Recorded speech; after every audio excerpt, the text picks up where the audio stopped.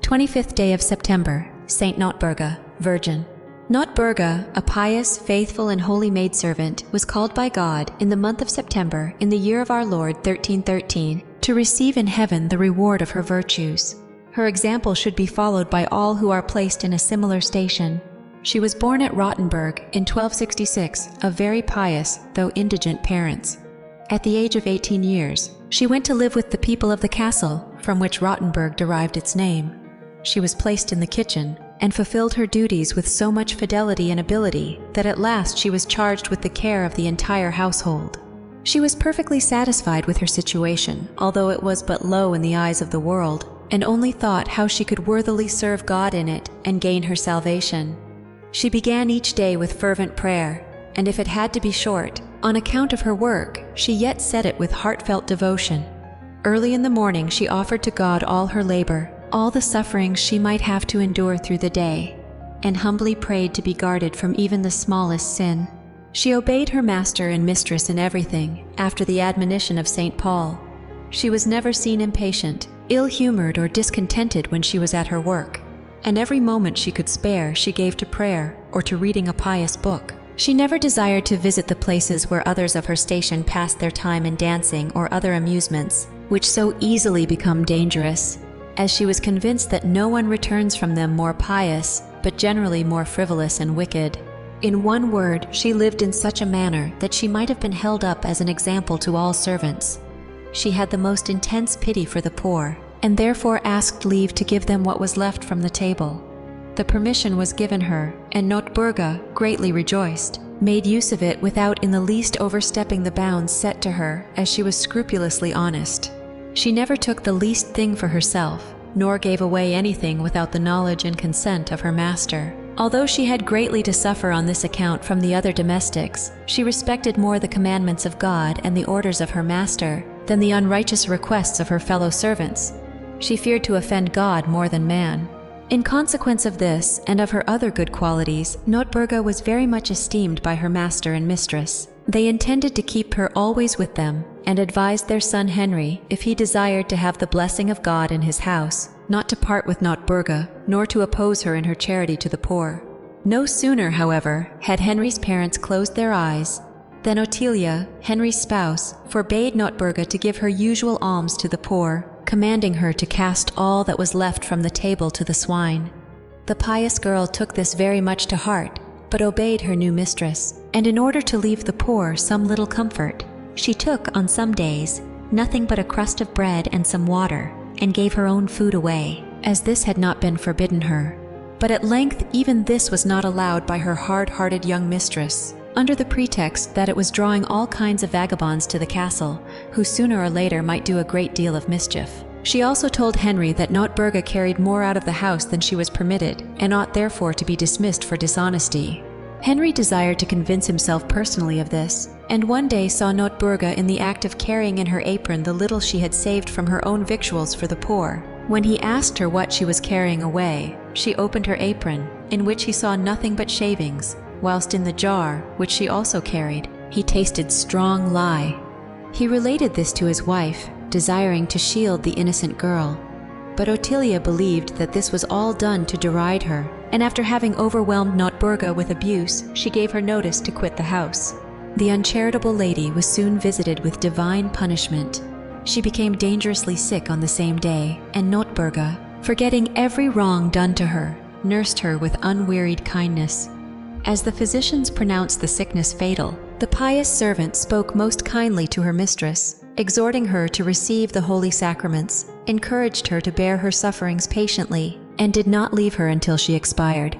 A terrible noise, which was heard during the following night in the stalls of the swine, prevented everyone in the castle from sleeping. A priest was called, who asked the restless spirit, with the usual exorcism, who he was and why he made such disturbance. The following answer was received: "I am the soul of Ottilia, and although I have escaped hell by partaking of the holy sacraments, I have been condemned to remain some time here, on account of my want of charity to the poor, and because I ordered the food that was left from my table to be given to the swine rather than to the needy. The dismay and fear which this event excited in all who heard of it may be easily imagined. Notburga did not wish to remain longer in the castle, and as she had been notified to leave before Ottilia became sick, she hired herself to a farmer who lived about a mile from Rottenburg. The farm, called Eben, was very lonely, situated between mountains and cliffs. Not far from it was a small chapel, dedicated to St. Rupert, where Notburga passed many an hour after having finished her daily toil, especially on vigils, Sundays and holidays. She led, in all other respects, the same life which she had led for many years at the castle. Henry, the lord of the castle, soon perceived that the blessing of God had departed from his dwelling with Notburga. One misfortune after another befell him, his fields and his cattle. Hence he endeavored to bring the pious girl back to her old place. Going to her, he begged her to pardon the wrong which had been done her, and entreated her to return to the castle, promising that in regard to the poor, she should have the same privileges she enjoyed while his parents were living. Notburga refused to leave the farm without the consent of her master, but when Henry had obtained leave for her to return, she hesitated no longer, and the blessings of heaven returned to the castle with her. She remained until her end, the same pious, industrious, obedient, charitable servant she had always been. When 47 years of age, she felt that her end was approaching, and having prepared herself carefully, she ended her holy life, after a short struggle, on the 14th day of this month, in the year 1313. Being asked by Henry, before her death, where she wished to be buried, she replied, "In the place to which 2 oxen, without a driver, shall carry my body." As soon as she was dead, Henry ordered that her body, in a coffin, should be placed upon a wagon to which 2 oxen were yoked. The gates of the castle were then opened, and the oxen, leaving the courtyard, proceeded on the high road. Having walked onward for some time, they turned suddenly towards the river Inn, and as there was no bridge across it, they stepped into the water and brought the body safely to the other side. Henry, who had followed with some servants, crossed the river in a boat. The oxen went quietly on until they came to a crossroad, where they stood still and rested for a short time. The coffin was about to be taken from the wagon, but the oxen moved forward on the road to Kaspach and thence to Eben, the farm where Notburga had lived for some time. At the wall which encloses the chapel of St. Rupert, they again stood still. Here then, it was thought, was the place where Notburga wished to be buried, but the oxen, with a quick movement, went into the chapel and reappeared a few minutes later with the empty wagon. Henry and the others went into the chapel, where, to their astonishment, they found the coffin before the altar, placed there without the aid of human hands. No one could understand how the animals could have turned the wagon in the narrow chapel and draw it out again, and all acknowledged that the hand of God had wrought this miracle in order to glorify his faithful servant among men. As there could now be no doubt as to the resting place of the holy body, a tomb was prepared in the chapel, in which the remains of the saint were laid with due reverence. The chapel was afterwards enlarged, and Saint Notburga was placed among the guardian saints of the country. Saint Notburga is represented with a sickle in her hand for the following reason. When, as related above, she hired herself to a farmer, she made the condition that on all vigils she might stop her work when the bells of the church rang, to prepare herself, by prayer and other devout exercises, for the next day's feast. The farmer had consented to this, but when one Saturday, after the bells had rung, some corn remained to be cut, he would not allow Notburga to leave the field, saying that she should first finish her work, and that it would not be displeasing to God if in such a trifle she departed from her usual custom. She answered, "You may think so, but I think differently. Heaven shall decide who is right. I will hang my sickle in the air. If it falls down, it shall be a sign that you are right, but if it does not fall, we will believe that I am right."